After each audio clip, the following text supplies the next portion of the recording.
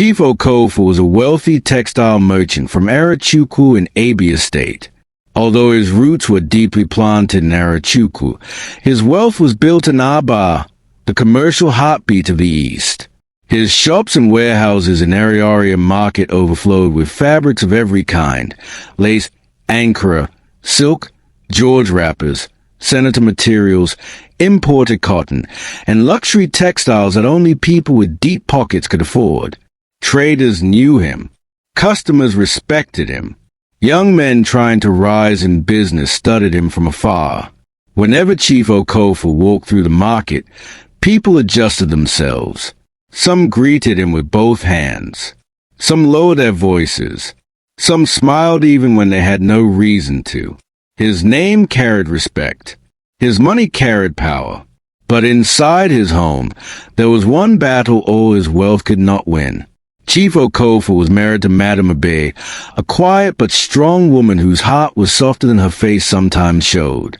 She had known him when he was not yet called chief by anybody. She had stood beside him when his textile business was only a small stall under the hot Aba sun. She had helped him measure fabrics, bargain with customers, calculate profits, manage debts, and encourage him on the days when business was bad. Many people saw Chief Okofa's wealth, but very few remembered Madame Abe's sacrifices. At first, their marriage was peaceful. They had 2 daughters, beautiful girls who filled the house with laughter. Madame Abe loved them with all her heart. Chief Okofa loved them too, but somewhere deep inside him, a hunger remained. He wanted a son, not just a child, a son. After the 3rd girl came, Chief Okofa tried to hide his disappointment. He told himself that it was only a matter of time. "It will happen," he would mutter whenever he sat alone in the sitting room. "A man like me cannot end without a son." Madame Abe heard him sometimes, but she said nothing. She continued being a wife. She continued being a mother. She continued managing the home with patience, even when she could feel the pressure growing around her. Years passed. Madame Abe became pregnant again. Hope returned to the house, but it was not the joyful kind of hope. It was heavy. It was tense. It was a kind of hope that made everybody careful with their words. Chief Okofa became restless as the pregnancy grew. "This one will be a boy," he said one evening as Abe sat beside him. Madame Abe looked at him quietly. "Any child God gives us is a blessing." Chief turned sharply. "Don't talk like that. This one must be a boy." She lowered her eyes and placed a hand on her stomach. When the day finally came, Madame Abe labored for hours. At last, the cry of a newborn filled the room. The nurse smiled gently. "It's a girl," she announced. Madame Abe smiled weakly. "Is she healthy?" "Yes, madam, very healthy." That was enough for her, but not for Chief Okofa. He stood near the doorway, his face still, his eyes empty. He did not shout. He did not ask to hold the baby. He simply turned and walked away. Madame Abe watched him leave, and though she had prepared her heart for his disappointment, the pain still entered her deeply. Still, Chief tried one more time. "This time," he told himself, "it must be a boy." Another pregnancy came, another season of waiting, another round of silent prayers, another labor, another cry, another girl, and that was when something in Chief Okofa changed completely. It did not sit well with him. At first, it was disappointment. Then it became frustration. Then frustration hardened into anger. Chief Okofa had no formal education. He was wise in business, sharp in bargaining, and gifted in making money, but he lacked understanding in some important matters of life. In his mind, everything had to have a cause, and if there was a problem, somebody had to be blamed. To him, that person was his wife. One evening, While Madame Abir folded baby clothes in the bedroom, he entered and stood by the door. "It is your fault," he said. Abir looked up, confused. "My fault?" "Yes, your fault." "For what?" "For filling my house with girls." The clothes slipped from her hands. "Chief, what kind of talk is that? Is a child not from God?" "Don't bring God into this," he snapped. "Other women give their husbands sons. Why is your own different?" Madame Abir stared at him, her eyes wet but steady. "I gave you children. I carried them. I suffered to bring them into this world. How can you call them nothing because they are girls?" Chief looked away. "A man needs a son." "A man needs wisdom too," she said softly. He turned back to her, his face dark. "Be careful, Abir." From that day, bitterness entered the house like smoke. It moved from room to room until everyone began to cough from it. Chief Okofa became distant. He came home late. He stopped asking about his daughter's schoolwork. He stopped laughing with them. Sometimes, when they greeted him, he would answer with a grunt or wave them away as if they were disturbing him. Soon, his neglect became more painful. School fees were no longer paid on time. Food became irregular. The girls began to understand that they were no longer important in their father's eyes. One afternoon, Amaka, the first daughter, approached him in the sitting room. She was already growing into a calm and responsible young woman, the kind of daughter who noticed everything but complained about little. "Papa," she said gently, "my school fees." I said no. Chief shouted before she could finish. Amaka froze. Chief dropped the newspaper in his hand and glared at her. "I will not waste my money." "Waste?" Amaka repeated, her voice almost a whisper. "Yes, waste. All of you will get married one day. Everything I spend will go to another man's house. My name will end when I die." Those words cut deeper than hunger ever could. Amaka stood there, swallowing tears she refused to shed in front of him. From the corridor, Madame Abir heard everything. She leaned against the wall and closed her eyes. Her husband had not just rejected her. He had rejected their daughters too. The most painful thing for Chief Okofa was not even that he had daughters. It was the Dimpa title. In his lineage, the Dimpa title was prestigious. It was not just a name people called for decoration. It was honor. It was recognition. It was a symbol of strength, manhood, continuity, and family pride. It was a title a son inherited from his father. Without a son, Chief feared the title would slip away. His younger brother had sons. Strong, loud boys who ran around their father's compound whenever Chief visited Arachuku. Their laughter irritated him. Their confidence wounded him. Their very existence reminded him of what he did not have. "They will take what belongs to me," he muttered one night, sitting alone in the dark. The fear consumed him. It became worse whenever he went to Arachuku. Men he grew up with mocked him, not always openly, but enough for him to hear. "A great man," one would say with a crooked smile, "but no son to carry his name." Another would laugh and add, "Money is good, but who will inherit the stool?" Chief would force a smile, but inside, shame burned him. Soon, he stopped visiting the village regularly. He told people he was busy with business in Aba, but the truth was simple. He could not bear the mockery. Chief Okofa's elder sister, Auntie Neka, made everything worse. She was proud, arrogant, and rude, a woman whose mouth had destroyed many relationships around her. She could not hold down her own marriage, yet she carried herself as if she had the wisdom to arrange other people's homes.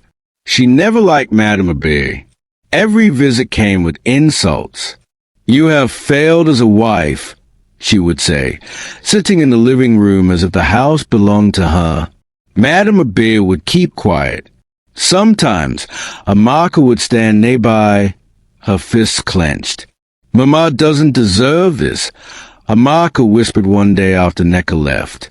Madame Abir touched her daughter's shoulder. "Peace is better than pride." "But, Mama, peace does not mean they should trample on you." Abir sighed.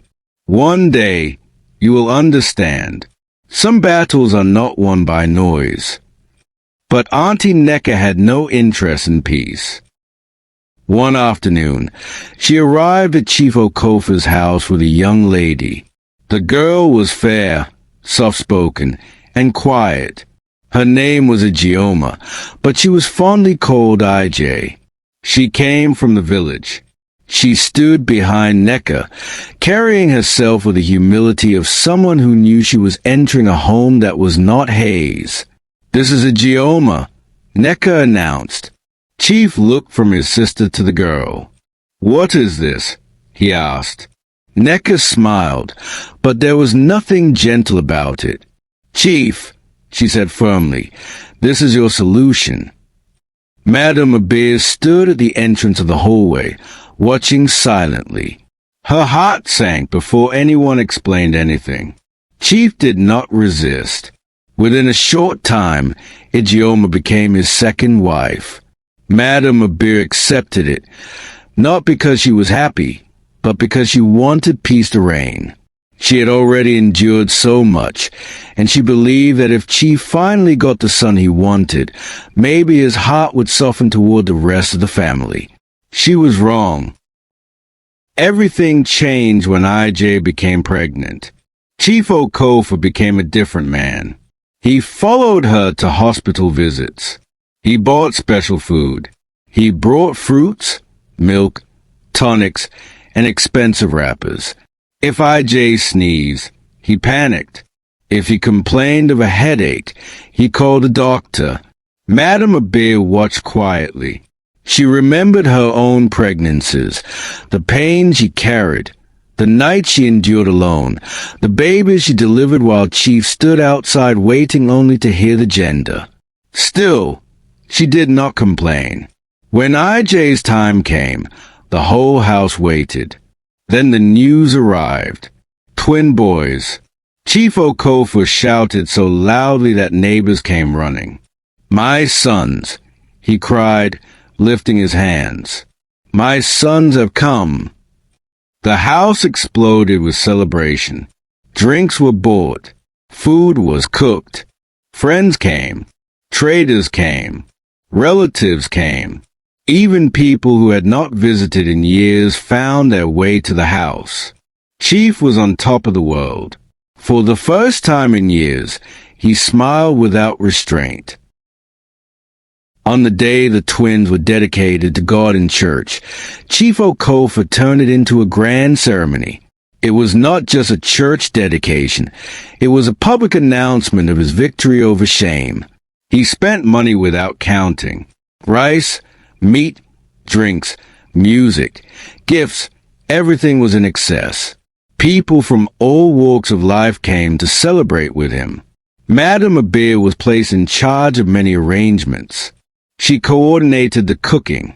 She supervised the women. She made sure guests were served.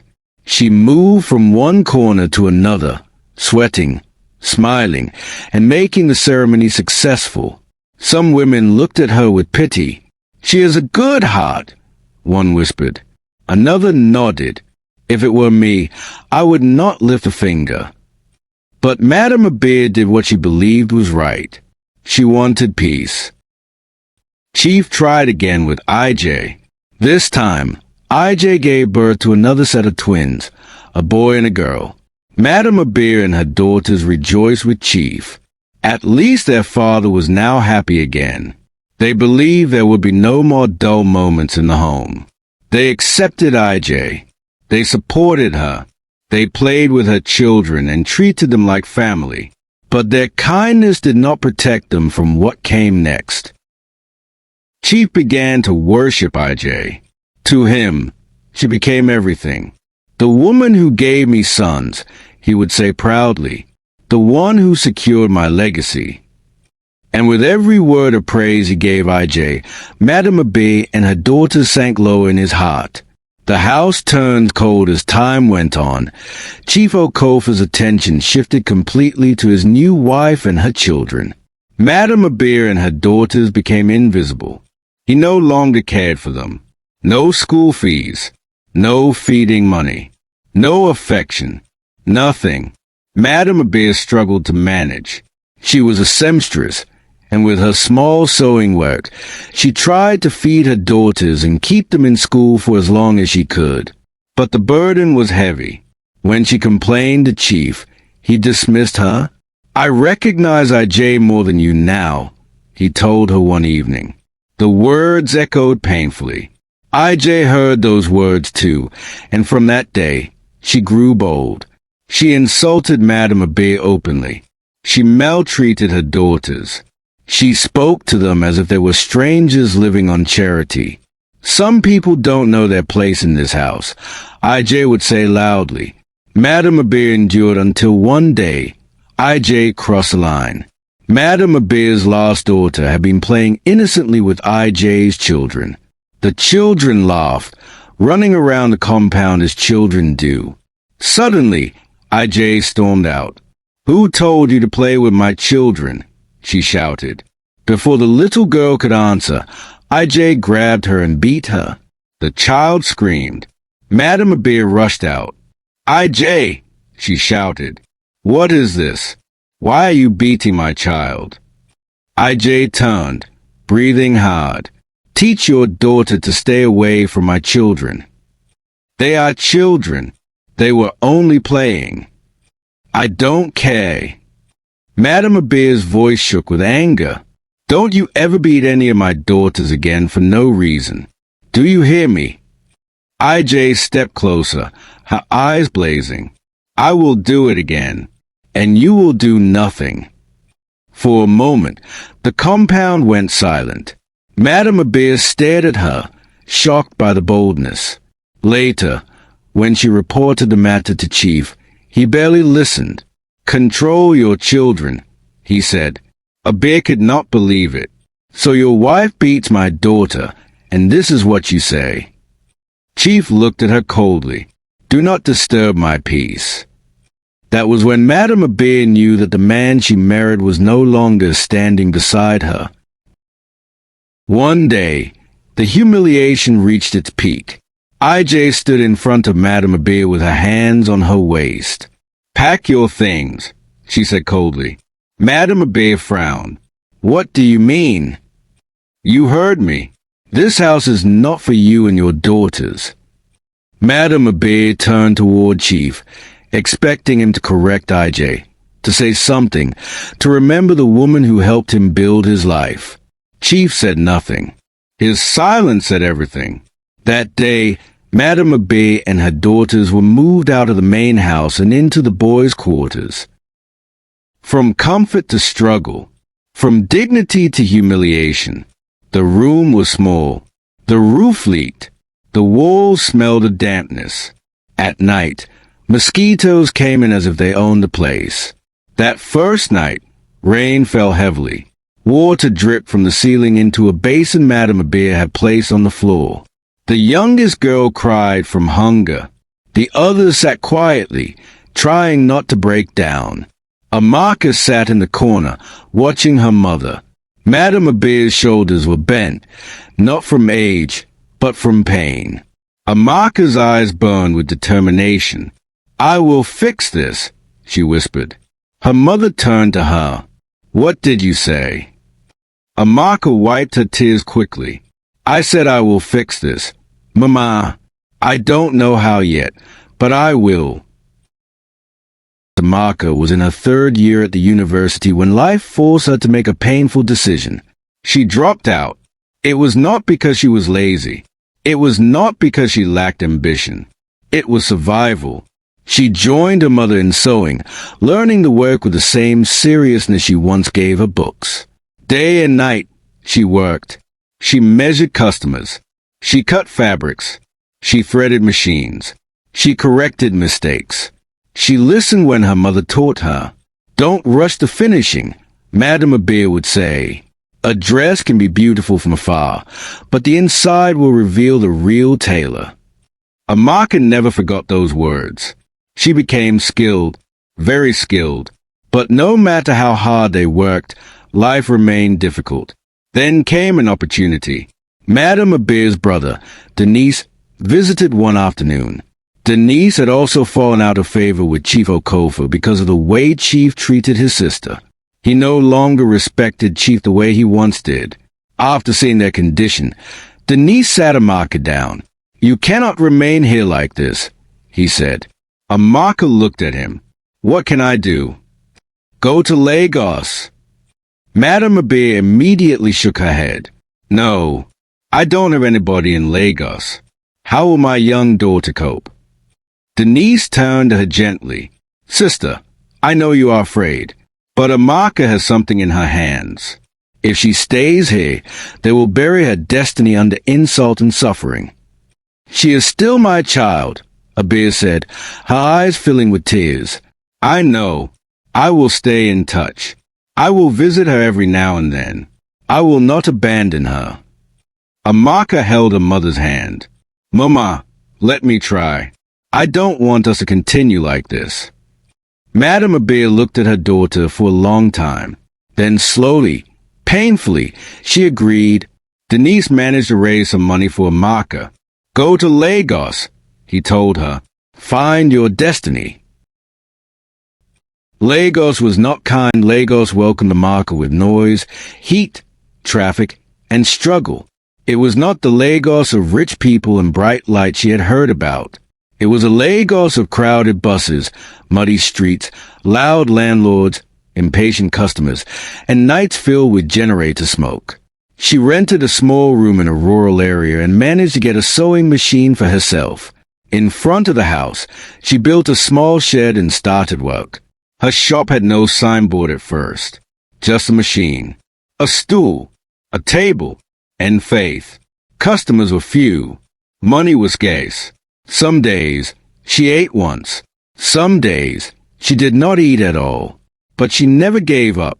Whenever hunger pressed her stomach, she remembered her mother and sisters in the boys' quarters.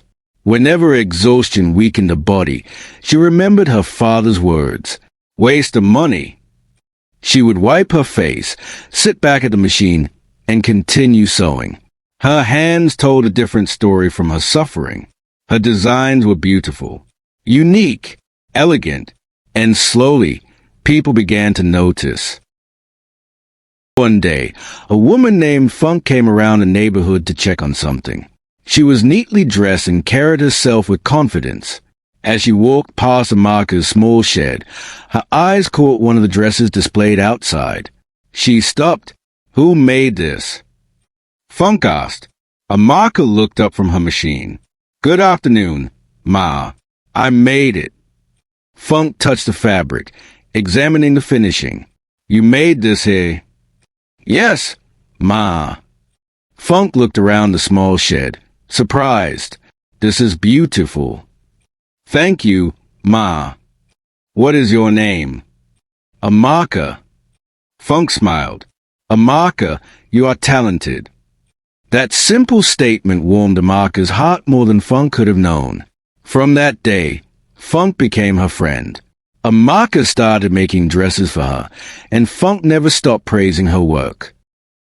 Funk worked with Ife and Obinna, siblings and billionaires who owned one of the biggest real estate development companies in West Africa. Their names were known in boardrooms, newspapers, and elite circles.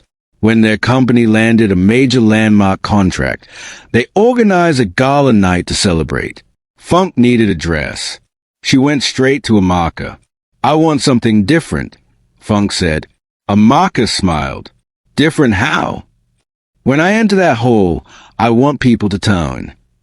Amaka looked at the fabric Funk brought, touched it, and smiled quietly. She knows a very solid and quality material when she sees one, from her years of attending to customers in her father's textile shop as a kid. "Why did you smile?" Funk asked. Amaka told her that the material is quality material. Funk was impressed. She asked her how she knew. Amaka told her about her father and his textile shop. Funk asked questions, and that was when Amaka opened up and told her life story. Funk was close to tears. She had so much pity and compassion for her that was when she developed so much respect and likeness for Amaka. Then let us make them tone. On the night of the gala, the hall glittered with wealth. Men in expensive suits laughed over champagne. Women wore dresses that looked like they had been flown in from Paris, Milan, or Dubai. Cameras flashed. Deals were discussed in corners. Music floated through the air. Then Funk walked in. Heads turned. Her dress was elegant without being loud. The cut was perfect. The fitting was flawless. It carried class, confidence, and originality. Iffy saw her from across the hall and frowned slightly, not in anger, but in surprise. She walked toward Funk. "Funk," she said, looking at the dress. "Where did you get this?" Funk smiled proudly. "One girl made it." Iffy touched the sleeve lightly. "Who made this?" "A girl named Amaka." "Wow," Iffy said. "This dress is so beautiful." "Yes," Funk replied quickly. "Amaka makes beautiful dresses. Honestly, she is the best I know right now. No one can beat her."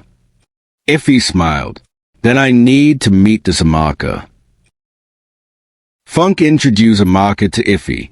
At first, Amaka was nervous.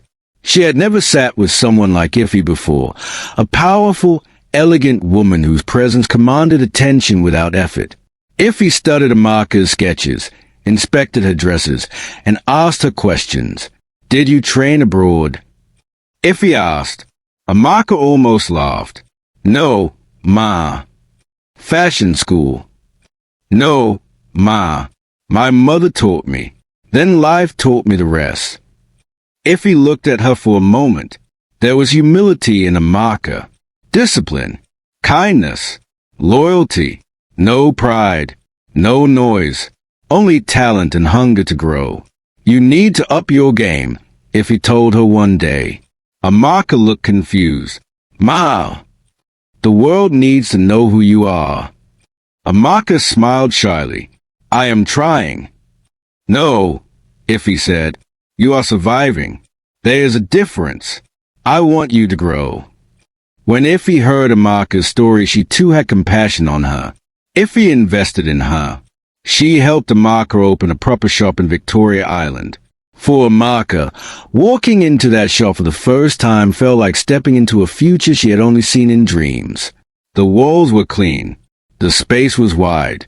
There was room for machines, fabrics, customers, fittings, and displays. Amaka stood in the middle of the shop, tears in her eyes. Iffy smiled. "Don't cry. Work." Amaka laughed through her tears. "I will not disappoint you."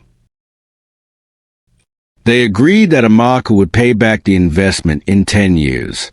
But Amaka had never been the type to take kindness for granted. In 5 years, she had paid almost 80%. Iffy was amazed. One evening, she told Obinna, "That girl is different." Obinna, who was reviewing documents, looked up. "Who?" "Amaka, the fashion designer." "Yes, she has paid almost 80% of what I invested. And do you know she is also taking care of her mother and siblings?" Obinna raised his brows. Iffy leaned back, admiration in her voice. She is not distracted. No pride. No drama. Just work.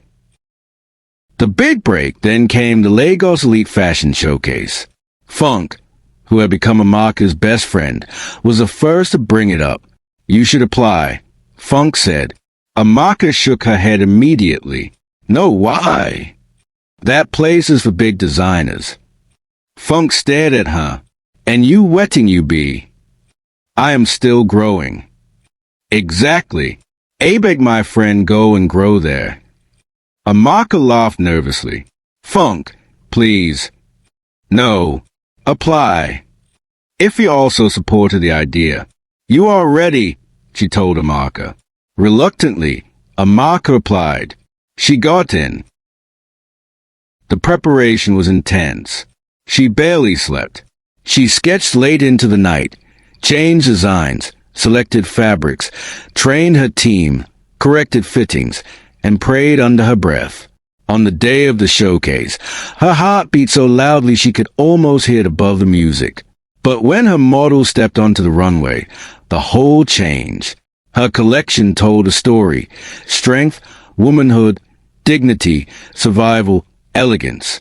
Each piece carried something personal, something deep, something people could feel even before they understood it. By the end of the night, Amaka won. Her name spread like wildfire. Newspapers wrote about her. Blogs praised her. Celebrities called. Businesswomen came. Politicians' wives booked appointments. People came from far and wide to make clothes from her shop. Amaka Bespoke became a brand known all over Nigeria and West Africa. She bought more machines, hired many workers, expanded her space, built systems, trained apprentices, but success did not change her heart. She still remembered the boys' quarters. She still remembered hunger. She still remembered her mother's tired eyes. Amaka did not forget her roots. The first thing she did was lift her mother and sisters. She trained her siblings. She sent them to school. She also returned to finish her own university education from where she had stopped. Her immediate younger sister, Adiz, became an architect. Another became a medical doctor, got married, and later moved to the United States with her husband. The last sister graduated from the university and, because of her love for fashion, decided to join Amaka in the sewing business. Madame Abir began to smile again. The woman who once slept in a leaking boys' quarters now lived with dignity. Amaka bought her a beautiful home. She gave her comfort. She surrounded her with care. Sometimes, Madame Abir would sit in her new living room and shake her head. Amaka, she said one day, is this really my life? Amaka knelt beside her and held her hand. Mama, you suffered enough. It is time to rest. Madame Abir touched her daughter's face. May God bless you. He already did, Amaka replied. He gave me you. As Amaka grew in business, her relationship with Iffy became stronger. They were no longer just invest in designer. They became like sisters. They hung out together. They attended events together. They laughed, planned, prayed, and supported each other. People often wondered how two women from such different backgrounds could become so close, but those who knew them understood. Amaka had the kind of attitude that attracted good people. She was respectful without being timid, confident without being arrogant, beautiful without being vain, successful without forgetting where she came from. Iffy herself was homely, kind, and loving. Their chemistry was natural, and their bond deepened with time. Through Iffy, Amaka became more visible in elite circles, but she never allowed the glamour to swallow her values. Obinna had always been a workaholic. Since taking over their father's business after university, alongside his younger sister Iffy, he rarely had time for hanging out or socializing. His life revolved around contracts, meetings, site inspections, board decisions, investors, and expansion plans. Women admired him, but most of them admired his money more than his person. He knew it, so he kept his distance. But Amaka was different. At first, he noticed her because Iffy talked about her often. Then he noticed her because she was always around. Then he noticed her because of the way she carried herself. Not just her beauty, though Amaka was truly beautiful. She was tall, dark, graceful, and naturally attractive in a way that made people look twice when she entered a room. But Obinna had seen beautiful women before. What held his attention was her character, her humility, her kindness, her diligence. Her loyalty, the way she listened, the way she worked, the way she treated people who had nothing to offer her. For the first time in over 7 years, Obinna decided to loosen up. One evening, after a small dinner at Tifa's house, he walked Amaka to her car. "You work too much," he said. Amaka laughed. "Look who is talking." He smiled. "That means we both need help. Maybe you more than me." Obinna laughed, genuinely. There was a short silence. Then he said, "Can I take you out sometime?" Amaka looked at him, surprised. "Take me out?" "Yes. Dinner. No business talk. No fabrics. No buildings. Just two people eating food." She smiled. "I will think about it. I can work with that." From that first date, something sparked. They began going out more often. Their conversations grew deeper. Obinna saw the woman behind the brand. Amaka saw the man behind the billions. They fell in love, and in time, they got married. Their wedding was grand. Funk was her chief bridesmaid. The high and mighty in the business world attended. Real estate moguls, politicians, fashion icons, entrepreneurs, and society women filled the venue. Cameras flashed. Magazines wrote. Social media buzzed. But amid all the glamour, Madame Abir sat in the front row with tears in her eyes. Her abandoned daughter had become a queen. Back in our bar while Amaka was rising, things were falling apart in our bar. Chief Okofa's life had crumbled. The sons he once celebrated became reckless.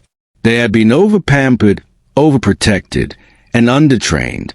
Their mother, IJ, never had time for proper motherly duties. She was too busy dressing up, partying, spending Chief's money, and traveling from one place to another. Chief himself had been busy chasing money and titles. The children grew without discipline. They were never serious about education. They wasted money as if wealth grew on trees. They sold Chief's properties.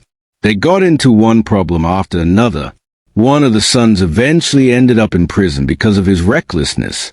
The others roamed aimlessly, moving from one street to another, known more for trouble than anything meaningful. The Dimpart title chief had craved so desperately did not give him peace. The sons he believed would preserve his legacy became the ones destroying it. IJ changed too. When money was flowing, she praised Chief. When things became difficult, she mocked him. "You call yourself a man," she shouted one day. "Look at you now." Chief stared at her, weak and shocked. "IJ, is this how you talk to me? How should I talk to you? Where's the money? Where are the cars? Where's the enjoyment?" Chief's heart broke slowly. He became sick, weak, lonely.